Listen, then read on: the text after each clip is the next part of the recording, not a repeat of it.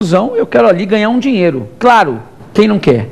Só que eu não tenho interesse jurídico nenhum, porque eu não possuo nenhum vínculo com essas empresas. Meu interesse não é abonado pela lei.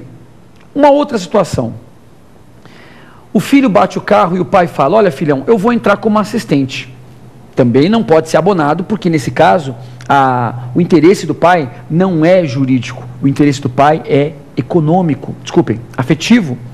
Também econômico, claro, né? Porque afinal é o pai que vai ter que pagar o carro. Eu já dei muito trabalho para minha família, viu? O que eu já bati o carro, eu até falo hoje, se eu pudesse sustentar minha mãe por mais 80 anos, porque o que ela me ajudou com batida de carro, seguradora nenhuma queria saber de mim numa época. Agora eu já estou mais comportado.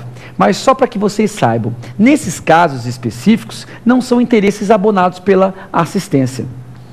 Eu não quero negar para vocês que existam outros tipos de interesse que a lei regra. Basta vocês imaginarem um amicus curiae. O amicus curiae ele não tem interesse jurídico. O interesse dele é institucional. Ele quer ajudar o processo a se desenvolver melhor. E pensem no outro caso, mas isso é excepcional, na intervenção anômala da União, prevista no artigo 5º da Lei 9469 de 97. Se você se der o trabalho depois de ler o parágrafo único, vocês vão verificar que a União pode intervir em qualquer processo que ela tiver interesse econômico. Então, é importante que se entenda que o assistente tem interesse jurídico no sentido de a coisa julgada, de alguma forma, vai atingir a sua esfera jurídica, o que é diferente do interesse econômico e o que é diferente do interesse afetivo. Vamos então agora para a segunda pergunta. Professor, qual é a diferença entre oposição e embargos de terceiro? Muito bem, meus amigos. Essa também foi uma questão que nós enfrentamos na exposição. Oposição e embargo de terceiro, na verdade, eles possuem uma diferença importante na prática. Qual que é a grande diferença entre oposição e embargo de terceiro? O título jurídico pelo qual você se apresenta no judiciário. Se você entra para discutir o próprio objeto litigioso, nós vamos ter oposição. A contrário senso, se você efetivamente ingressa pura e simplesmente para retirar o bem jurídico, aí nós estamos falando de embargo de terceiro. Na verdade, essa consideração que eu digo para vocês, na minha concepção, é a melhor diferenciação. Vocês vão encontrar alguns autores que costumam dizer que oposição é no processo de conhecimento, ou fase de conhecimento, e os embargos de terceiro não, só na fase de execução. Só que isso está errado, porque é possível ingressar com embargo de terceiro em fase de conhecimento.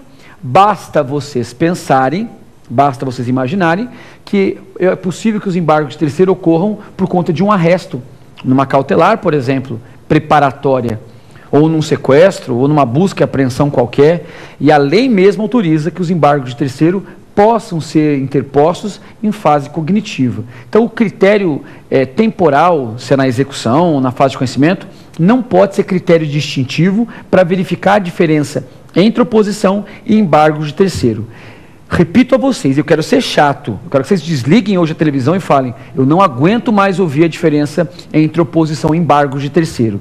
O que diferencia um instituto de outro é o título jurídico que você se apresenta no judiciário. Se você entra para discutir o próprio mérito da causa com as partes originárias, é oposição. Se você ingressa sem ter nenhum interesse no mérito da causa, mas o seu bem, por alguma conjectura, por alguma situação, geralmente decorrente de má-fé do réu ou do autor, estiver no processo, nesse caso nós estamos falando de embargos de terceiro.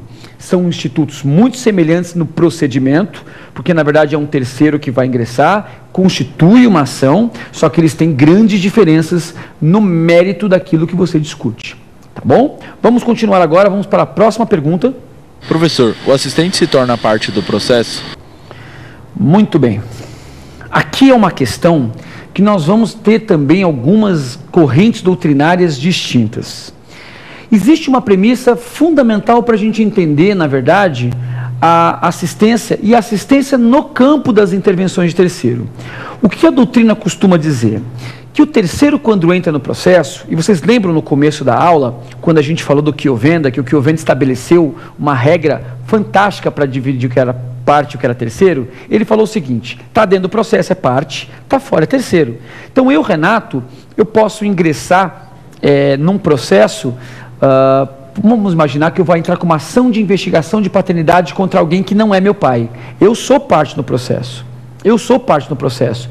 Ele, o sujeito, também é parte. Ele também é parte. Só que nós não somos partes legítimas.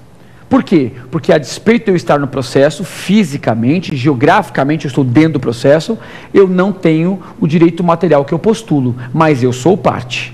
O que acontece é o seguinte, a doutrina costuma estabelecer o seguinte critério. Entrou no processo, vira parte. Então a denunciação da lide, o chamamento a processo, a nomeação à autoria e a oposição viram parte. Na assistência, a doutrina costuma dividir, na verdade não é bem uma divisão, porque é uma minoritária doutrina que defende o posicionamento contrário. Mas eu vou seguir para vocês aqui o entendimento majoritário. O assistente litisconsorcial, como é dono do objeto que se discute no judiciário, vocês lembram do exemplo, 2 irmãos, 2 amigos, por exemplo, que foram demandados, um deles só, desculpem, que são donos de um imóvel, um deles só que foi demandado. Nesses casos, nesse caso específico, aquele que está fora do processo é dono do bem jurídico, ou suposto dono do bem jurídico, que se discute no judiciário. Então pensem comigo, se o meu bem, se a minha casa está sendo discutida no judiciário, o que acontece numa situação dessa? Eu sou legitimado extraordinário, porque aquele meu amigo, dono do imóvel, está agindo em nome próprio, direito próprio, e nome próprio, direito alheio. Evidentemente, não precisa ter estudado direito para saber isso. Se o terceiro assistente litisconsorcial ingressa no processo, ele vira um litisconsórcio ulterior, um litisconsórcio superveniente, porque ele vai ingressar no processo, agora em nome próprio, porque ele está dentro do processo, discutindo o direito próprio. Então vai formar um litisconsórcio, literalmente, entre o assistido e o assistente. Esse posicionamento, ele não se aplica ao assistente simples, de acordo com a majoritária doutrina. Tanto é que eles costumam chamar essa assistência de assistência ad coadjuvandum. Por quê?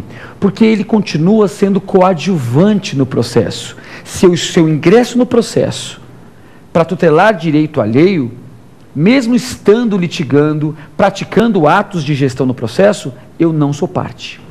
Em não sendo parte, porque aquilo que se discute não é meu, eu vou ingressar como um terceiro. Então o assistente simples é o único que entra no processo, e aí nós quebramos a regra do quiovenda.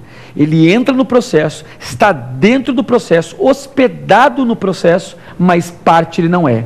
Ele é terceiro. E existe um reflexo prático disso. Tanto ele não é parte, que ele não sofre os efeitos diretos da coisa julgada. O artigo 472 não se aplica a ele. O que o assistente simples sofre? Ele sofre o que a gente chama de justiça da decisão ou eficácia da intervenção prevista no artigo 55. Na verdade, é uma coisa julgada, vamos dizer assim, atrofiada, porque ela só atinge ao terceiro, mas ao mesmo tempo ela é mais ampla, porque não atinge só a parte dispositiva da decisão, que é a regra do nosso sistema, só atingir a parte dispositiva. Ela atinge também a fundamentação. Então a assistência simples, ela é diferenciada sob um ponto de vista, porque ela atinge ao terceiro sob uma ótica distinta da coisa julgada. Então nós não podemos, só para encerrar meu raciocínio, confundir litisconsorcial com simples, porque o litisconsorcial ingressa como parte. O simples continua como terceiro, não sofre os efeitos da coisa julgada, sofre os efeitos da justiça da decisão. Vamos para a próxima pergunta. Professor, o assistente sofre os efeitos da coisa julgada? Meus amigos, foi exatamente sobre isso que eu falei agora. Tá? Então foi até bom porque eu coloquei as perguntas numa ordem para a gente poder manter toda essa linha de raciocínio. Como a gente falou agora há pouco, como o assistente litisconsorcial ele está no processo, ele sofre os efeitos da coisa julgada.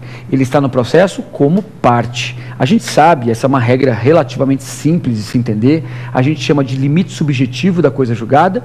Quem está no processo como parte sofre os efeitos da decisão. Entretanto, o assistente simples, ele tem uma atividade mitigada. Como eu disse para vocês no começo da aula, o assistente não pode praticar todos os atos que ele quiser.